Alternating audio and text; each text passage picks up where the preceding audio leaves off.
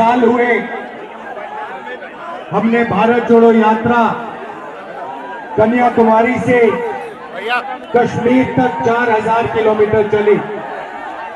समुद्र के तट से हम शुरू हुए, हिमालय की बर्फों तक हमारी यात्रा गई और यात्रा के अंदर से एक नारा आया, एक व्यक्ति आया दौड़ता हुआ, जैसे ये भीड़ है उस भीड़ में से एक व्यक्ति आया दौड़ता हुआ, मेरे सामने खड़ा होकर ऐसे कहता है, राहुल जी मैं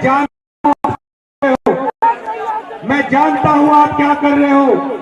मैंने पूछा भैया बताओ मैं क्या कर रहा हूं। कहता है राहुल जी आप नफरत के बाजार में मोहब्बत की दुकान खोलने निकले हो।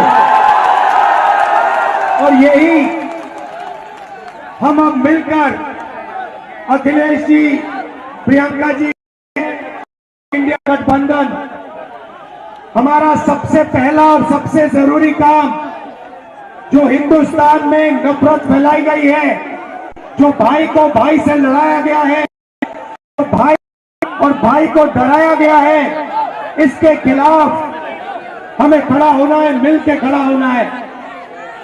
और ये देश जो है ये नफरत का नहीं है, ये मोहब्बत का देश है। सही बात है, मोहब्बत का देश है या नफरत का देश है? मोहब्बत का देश है ना। तो पहली लड़ाई नफरत को खत्म करने की लड़ाई है। मैं आपसे पूछता हूं, नफरत को नफरत से काटा जाता है? नहीं, नफरत को सिर्फ मोहब्बत काट सकती है। सही बात। नफरत को किस चीज से काटा जाता है? सुना नहीं मैंने? ये मोहब्बत से काटा जाता है और हम इनकी नफरत को मोहब्बत से मिटाएंगे। नारा हम सब लगाते हैं, जय जवान जय किसान। और बीजेपी के लोग